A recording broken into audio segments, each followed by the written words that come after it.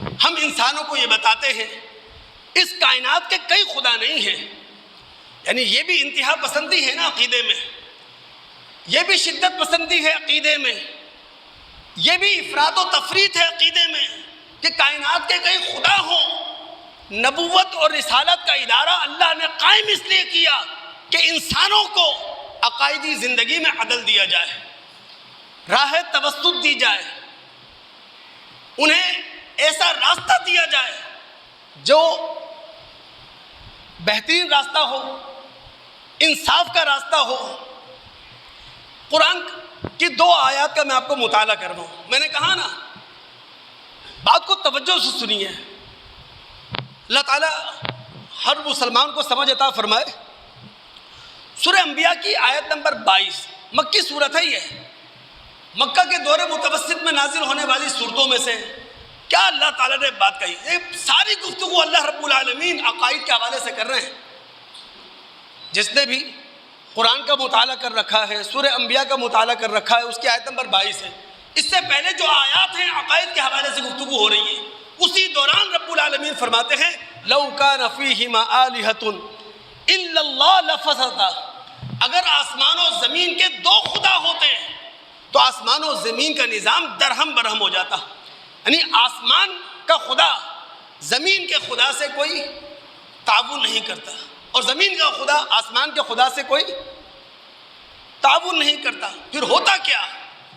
ہماری زمین پر بارش نہیں برستی، ہماری زمین پر دن نہیں ہوتا، ہماری زمین پر رات نہیں ہوتی، ہماری زمین پر موسم نہیں بنتے، ہماری زمین پر موسم نہیں بدلتے، ہماری زمین پر رویدگی نہیں ہوتی، ہماری زندگی ختم ہو کے رہ جاتی اگر آسمان کا خدا زمین کے خدا سے تعاون نہ کرتا۔ لَوْ كَانَ فِيهِمَا آلِهَةٌ إِلَّا اللَّهُ لَفَسَدَتَا، زمین کی تہ سے لے کر آسمان کے بلند ترین سیارے تک، کائنات کی مختلف اشیاء، کائنات کے مختلف اور متضاد چیزیں، یہ سب ایک قانون سے بندھی ہوئی ہیں۔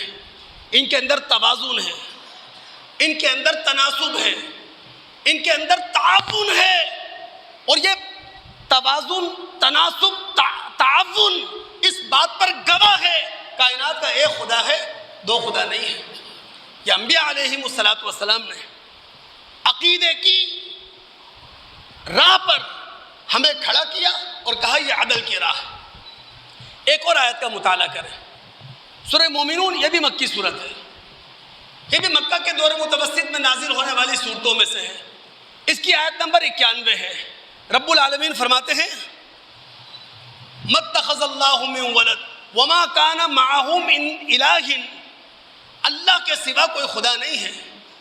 اگر اللہ کے سوا کوئی اور خدا ہوتا اِذًا لَذَهَبَ كُلُّ إِلَٰهٍ بِمَا خَلَقَ وَلَعَلَىٰ بَعْضُهُمْ عَلَىٰ بَعْضٍ، ہر خدا اپنی خدائی کو لے کر علیحدہ ہو جاتا، اور پھر مختلف خداؤں کی خدائیوں کے درمیان لڑائی ہو رہی ہوتی۔ اللہ کے بندو، اسکندر کا نام ہم نے سنا، دارا کا نام ہم نے سنا، قیصر اور کسریٰ کی لڑائیاں ہم جانتے ہیں۔ ابھی ماضی میں کچھ پیچھے چلے جائیں تو برطانیہ عظمیٰ، اس کی پوری تاریخ ہمارے سامنے ہے۔ دور موجود کے اندر آ جائیں، 30 سال پہلے، افغان وار سے پہلے عالمی طاقتوں کے درمیان سر جنگ ہوتی تھی، کولڈ وار جسے کہا جاتا تھا، روس اور امریکہ کے درمیان۔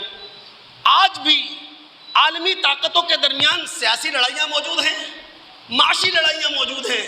کیا آپ روزانہ اخبارات میں روس، چائنا اور امریکہ کے حوالے سے سیاسی اور معاشی جنگ و جدل کی کہانیاں نہیں پڑھ رہے؟ اللہ رب العالمین فرماتا ہے اگر کائنات کے کئی خدا ہوتے تو ہر خدا اپنی خدائی لے کر علیحدہ ہو جاتا اور ایک دوسرے پر چڑھ گزرتا۔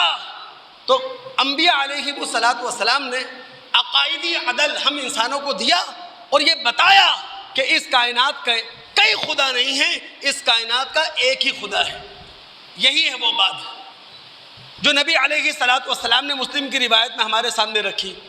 عثمان رضی اللہ تعالیٰ عنہ جس کے راوی ہیں، اللہ کے رسول نے فرمایا من مات وهو يعلم انه لا الہ الا اللہ دخل الجنہ کما قال. جو شخص اس دنیا سے گیا اس حالت میں گیا اسے یقین تھا اللہ کے سوا کوئی معبود نہیں ہے. وہ اپنی ذات، وہ اپنی صفات، وہ اپنے اختیارات، وہ اپنے حقوق میں اکیلا ہے.